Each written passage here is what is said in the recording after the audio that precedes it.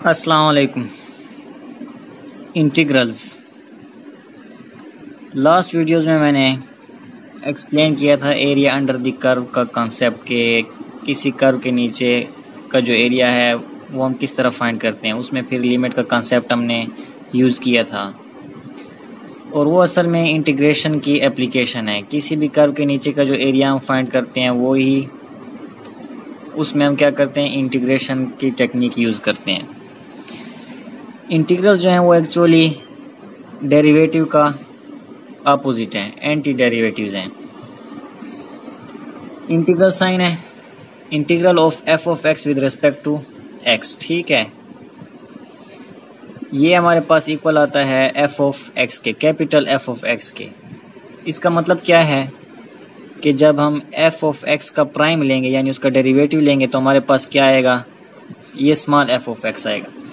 यानी एफ का हम एंटी डेरिवेटिव लेते हैं तो हमारे पास एफ ऑफ एक्स आता है, फिर उसका जब दोबारा डेरिवेटिव लेंगे तो एफ ऑफ एक्स आएगा। ये एंटी डेरिवेटिव की नोटेशन ही समझ लें आप। इंटीग्रल्स और एंटी डेरिवेटिव्स एक ही चीज़ है। मिसाल के तौर पे हमारे पास फंक्शन है f of x is equal to x square और मैं कहता हूँ इसे इंटीग्रेट करें, integrate with respect to x. इसे इंटीग्रेट करें तो मैं क्या करूँगा, integral of f of x with respect to x ये करूँगा और दोनों साइडों पे इंटीग्रेशन का साइन लगाऊंगा। ये चीज़ हो जाएगी। फंक्शन पे भी मैंने क्या कर दिया, इंटीग्रेशन अप्लाई कर ली। तो इंटीग्रेशन असल में क्या होती है, एंटी डेरिवेटिव होता है। इस पे जब हम पावर रूल अप्लाई करेंगे, पावर रूल में क्या करते हैं, हम उसमें 1 ऐड करते हैं और न्यू पावर से उसे डिवाइड भी कर देते हैं और साथ में एक कांस्टेंट ऐड करते हैं उसके। This is equal to x cube divide by 3 plus c. तो ये हमारे पास इंटीग्रेशन ऑफ एक्स स्क्वायर आया है। अब इस फंक्शन का जब मैं डेरिवेटिव लेता हूँ, ये जो मेरे पास नया फंक्शन है ये हमारे पास एफ ऑफ एक्स होगा, इसको मैं एफ ऑफ एक्स कह लेता हूँ। अब हम एफ प्राइम ऑफ एक्स देखते हैं। जब इसका डेरिवेटिव लेता हूँ with respect to x, d by d x of this, ठीक। इसका जब मैं डेरिवेटिव लूंगा, पावर रूल अप्लाई होगा तो पावर रूल में क्या होता है, पावर में से एक सब्ट्रैक्ट होता है और पावर को नीचे हम उतार देते हैं। प्लस सी कांस्टेंट है तो कांस्टेंट का डेरिवेटिव 0 होगा। 3 से कैंसिल और हमारे पास एक्स स्क्वायर आएगा। तो हमारे पास दोबारा क्या आ रहा है, original function F of x आया है। तो हमें क्या पता चलता है कि एंटी क्या कहते हैं, डेरिवेटिव और इंटीग्रेशन एक दूसरे के अपोजिट हैं। इसके कुछ रूल्स हैं वो पढ़ लेते हैं, प्रॉपर्टीज हैं इसके।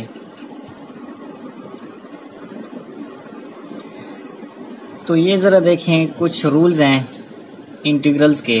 पहला है हमारे पास कि अगर integration of c f of x d x हो, यानी कोई कांस्टेंट हो और उसके साथ कोई फंक्शन मल्टीप्लाई हो रहा हो, तो हम उस कांस्टेंट को बाहर निकाल लेते हैं और उस फंक्शन का क्या करते हैं, उस पे इंटीग्रेशन अप्लाई करते हैं।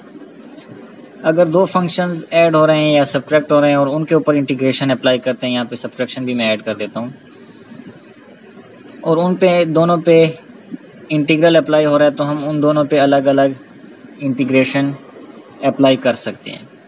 अगर कोई कांस्टेंट है मेरे पास k, उसका मैं इंटीग्रल लेता हूँ विद रिस्पेक्ट टू x, तो वो k की बजाय k x बन जाएगा और साथ में कोई कांस्टेंट ऐड होगा। और पावर रूल है हमारे पास कि xn है, उसको अगर इंटीग्रेट करेंगे तो उसकी पावर में एक ऐड करते हैं और उसकी जो नई पावर है उससे हम उसे डिवाइड भी कर देते हैं। प्लस सी उसका साथ में आता ही ज़ाहिर है। और n को क्या होना चाहिए, -1 नहीं होना चाहिए, यानी कि उसकी जो पावर है वो -1 नहीं होनी चाहिए, 1/x नहीं होना चाहिए। उसके बाद अगला है कि साइन x है, उसका जो इंटीग्रल है वो -cos x प्लस c है। cos का जो है वो साइन x है, सीकेंट स्क्वायर का टेंजेंट x है, कोसीकेंट स्क्वायर का माइनस कोटेंजेंट x है। सीकेंट इंटू टेंजेंट है तो उसका इंटीग्रल हमारे पास सीकेंट x है और cosecant x into cotangent x का इंटीग्रल माइनस कोसीकेंट x है। ये आपको ट्रिग्नोमेट्री वाले जो है ना, ये तो सारे आपको याद करने पड़ेंगे। एग्जांपल्स करते हैं इसकी। फर्स्ट एग्जांपल है, find the general indefinite integral of this function. ठीक है, तो इसका हमने क्या करना है, इनडेफिनिट इंटीग्रल फाइंड करना है। इनडेफिनिट का मतलब है कि उसकी लिमिट्स नहीं है, कोई बाउंड्रीज नहीं है उसकी। इसे ज़रा छोड़ दें, बस इसका क्या करना है, हमने इंटीग्रल फाइंड करना है। तो ये हमें दिया गया है integral of 10x raise to power 4 minus 2 second square x into dx। तो इंटीग्रेशन के रूल्स के मुताबिक कोई दो फंक्शंस हमारे पास ऐड या सब्ट्रैक्ट हो रहे हैं, उनके ऊपर इंटीग्रेशन अप्लाई करते हैं। तो हम क्या कर सकते हैं, दोनों के ऊपर अलग अलग लिमिट और क्या कहते हैं इंटीग्रेशन जो है वो हम अप्लाई करते हैं, ठीक है। तो 10x की पावर 4 पे अलग से अप्लाई करेंगे, माइनस लगाएंगे, इंटीग्रल यहाँ पे dx भी आएगा, minus 2 second square x dx। दोनों पे मैंने अलग अलग इंटीग्रल अप्लाई कर दिया। फिर वहाँ पे था कि अगर किसी फंक्शन के साथ कोई कांस्टेंट है तो कांस्टेंट को हम बाहर निकाल लेते हैं और फंक्शन के ऊपर क्या करते हैं, इंटीग्रल अप्लाई करते हैं। यहाँ पे मैंने वही किया। दूसरे में भी यही करेंगे, 2 को बाहर निकाल लेंगे और सीकेंड स्क्वायर x के ऊपर इंटीग्रल अप्लाई करेंगे। 10 वैसे आ जाएगा, x रेज़ टू पावर 4 है तो यहाँ पे पावर रूल अप्लाई करेंगे। पावर रूल में क्या करते थे हम कि उसकी पावर में एक ऐड करते हैं और न्यू पावर से उसे डिवाइड भी कर देते हैं। तो ये हमारे पास आ गया इसकी इंटीग्रेशन। दूसरे को देखते हैं, 2 वैसे आएगा और सीकेंड स्क्वायर का जो इंटीग्रल था वो हमारे पास आता है टेंजेंट x के बराबर। और साथ में क्या करते हैं, हम एक कांस्टेंट ऐड करते हैं। जब इंटीग्रेशन के सारे साइन ख़त्म हो जाते हैं तो हम एक कांस्टेंट उनके साथ ऐड करते हैं, सिंप्लीफाई करते हैं इसे। 5 1 ज़ार 5 2 ज़ार 2x raise to power 5 minus 2 tangent x plus c। तो ये हमारे पास आ गया इसका जनरल इंटीग्रल। सेकंड एग्जांपल है इवेलुएट दिस इंटीग्रल। इसको हमने क्या करना है, इंटीग्रेट करना है with respect to theta. Solution करते हैं इसे ज़रा। Integral of cos theta divided by sine theta into sine square है। इसको मैं लिख सकता हूँ cos theta divided by sign का स्क्वायर है तो मैं इसे साइन मल्टीप्लाइड बाय साइन लिख सकता हूँ, 2 बार है, ठीक। इसको मजीद सिंप्लीफाई करते हैं, मैं एक बार इसको लिख सकता हूँ 1 over sine theta multiplied by cos theta divided by sine theta into D theta, ठीक है। इनको जब दोबारा मल्टीप्लाई करेंगे तो न्यूमरेटर में cos आ जाएगा, नीचे जो है हमारे पास साइन स्क्वायर आ जाएगा। अब हमें पता है कि 1 ओवर साइन जो है वो कोसेकेंट थीटा के इक्वल होता है और cos बाई साइन जो होता है वो कोटेंजेंट थीटा के इक्वल आता है। इनको हम क्या करते हैं, इंटीग्रेट करते हैं विद रिस्पेक्ट टू थीटा। और इनका जो इंटीग्रल है वो टेबल में आप देख लें कि cosecant theta into cotangent theta का जो इंटीग्रल है वो हमारे पास आता है माइनस कोसेकेंट थीटा और साथ में क्या करेंगे, हम कांस्टेंट ऐड कर लेंगे। तो बस इतना सिंपल सा ही है इसकी इंटीग्रेशन। थर्ड एग्जांपल है evaluate integral from 0 to 3 x cube minus 6x dx। ये जो है अब डेफिनेट इंटीग्रल है। वहाँ पे पहली एग्जांपल में जब आया था कि इनडेफिनिट इंटीग्रल आप क्या करें, फाइंड करें। इनडेफिनिट इंटीग्रल में यहाँ पे लिमिट पॉइंट्स नहीं होते हमारे पास, एक जनरल फंक्शन आता है। इनडेफिनिट और डेफिनिट इंटीग्रल में फ़र्क ये है कि इनडेफिनिट इंटीग्रल का जो सॉल्यूशन होता है वो क्या होता है, कोई ना कोई फंक्शन होता है। यहाँ पे भी जो था हमारे पास फंक्शन था, उसका जब हमने इनडेफिनिट इंटीग्रल फाइंड किया तो वो भी हमारे पास एक फंक्शन आया। और डेफिनिट इंटीग्रल होता है वहाँ पे हमारे पास लिमिट्स दी गई होती हैं, अपर लिमिट और लोअर लिमिट दी गई होती है। और ये जब लिमिट्स हम इस पे अप्लाई करते हैं तो इसका जो आंसर आता है वो एक न्यूमेरिकल नंबर आता है। सिर्फ इतना सही इनमें डिफरेंस है, बाकी ये सेम टू सेम प्रोसेस है इनका। सॉल्यूशन देखते हैं ज़रा, आपको फ़र्क पता चल जाएगा। 0 to 3 x cube minus 6x plus dx। जैसे पहले हम फंक्शंस का इंटीग्रल फाइंड करते रहे हैं वैसे इसका भी इंटीग्रल हम फाइंड कर लेंगे। इंटीग्रेशन दोनों के ऊपर अलग अलग अप्लाई कर लेते हैं, x क्यूब के ऊपर अलग से और माइनस 6x के ऊपर हम अलग से ये इंटीग्रल अप्लाई कर देते हैं। x क्यूब को जब इंटीग्रेट करेंगे तो इसकी पावर में एक ऐड करेंगे और उससे डिवाइड भी कर देंगे, ठीक है। और इंटीग्रल है, इसकी जो यहाँ पे अब क्या करते हैं हम, इनडेफिनेट में हम कांस्टेंट ऐड करते थे, यहाँ पे कांस्टेंट ऐड नहीं करेंगे, बस इतना सही वो है फर्क। यहाँ पे इसकी जो लिमिट है वो मैं इस तरह लिख देता हूँ, क्योंकि इंटीग्रेट तो हमने कर दिया तो इंटीग्रल साइन को लिखने की ज़रूरत नहीं है, सिर्फ और सिर्फ लिमिट है। यहाँ पे बस वो लिमिट लिखने का ये एक नोटेशन है। -6 को छोड़ दें, x है तो x² डिवाइडेड बाई 2 हो जाएगा। यहाँ पे भी लिमिट हम अप्लाई कर लेंगे, कांस्टेंट हम यहाँ पे ऐड नहीं करेंगे, ये डेफिनेट इंटीग्रल है।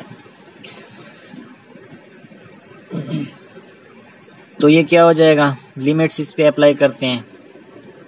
x है तो x में हम पहले क्या करते हैं, 3 अपर लिमिट है ना, तो अपर लिमिट इसमें पुट करते हैं 3 की पावर 4 माइनस लोअर लिमिट क्या है, 0 है तो 0 की पावर 4 डिवाइडेड बाई 4 माइनस यहाँ पे 6/2 को बाहर निकाल लेते हैं और वेरिएबल क्या है, x² है, x² में लिमिट अप्लाई करेंगे तो ये हो जाएगा 3 का स्क्वायर। लोअर लिमिट हमारे पास क्या है, 0 है तो 0 का स्क्वायर। इन्हें सिंप्लीफाई करते हैं, 3 की पावर 4 हमारे पास आता है 81 डिवाइडेड बाई 4 माइनस 6/2 3 हो जाएगा, 3 square 9 81 divided by 4 minus 9 3 are 27। तो इनके एलसीएम ले लेते हैं 4, 81 माइनस 27 को 4 से मल्टीप्लाई कर दें तो ये हो जाएगा 108। तो इसको बस सिर्फ सॉल्व ही करना है। जब ये इससे सब्ट्रैक्ट होगा तो 19 और 27 डिवाइडेड बाई 4 तो ये आएगा तकरीबन -6.75। तो यहाँ पे इंडेफिनिट इंटीग्रल हमारे पास क्या है, 1 नंबर आया है। सारा सेम टू सेम प्रोसेस किया, सिर्फ और सिर्फ उसमें क्या करते हैं हम, लिमिट अप्लाई करते हैं और एक कांस्टेंट ऐड नहीं करते। जनरल इनडेफिनिट इंटीग्रल में हम क्या करते हैं, कांस्टेंट ऐड करते हैं। 4th एग्जांपल है, फाइंड दिस इंटीग्रल। सॉल्यूशन 0 से 12, फंक्शन है x minus 12 sine x dx। इन पे क्या करते हैं, अलग अलग इंटीग्रल अप्लाई करते हैं। x पे अलग से -12, 0 से 12 साइन ऑफ x पे अलग से मैंने इंटीग्रल अप्लाई कर दिया। x है तो इस पे पावर रूल अप्लाई होगा, x² डिवाइडेड बाई 2 हो जाएगा माइनस, और इसके ऊपर लिमिट भी अप्लाई हो जाएगी -12 इंटू साइन का जो है इंटीग्रल हमारे पास माइनस कॉज ऑफ x आएगा, और इसकी जो लिमिट है वो भी हम अप्लाई कर देते हैं। ये हो जाएगा x की जगह हम क्या करते हैं, 12 लिखेंगे, 12 square minus 0 square, upper limit minus lower limit करते हैं, divided by 2 minus minus plus हो जाएगा, +12। इस पे जब लिमिट अप्लाई करेंगे तो ये हो जाएगा cos of 12 minus cos of 0 आ जाएगा। सिंप्लीफाई करते हैं इन्हें, 12 का स्क्वायर 144 माइनस 0 है तो उसे छोड़ दें, divided by 2 plus 12 cos of 12 और cos ऑफ 0 जो है वो हमारे पास 1 आता है।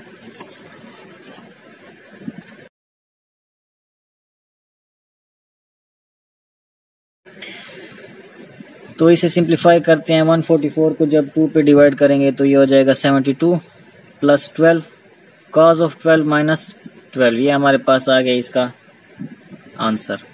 इनको भी ज़रा सिंप्लीफाई कर देते हैं, तो 72 से 12 माइनस होगा तो 60 प्लस 12 cos 12, मज़ीद इसमें से हम 12 कॉमन ले सकते हैं तो ये हो जाएगा 5 प्लस cos 12।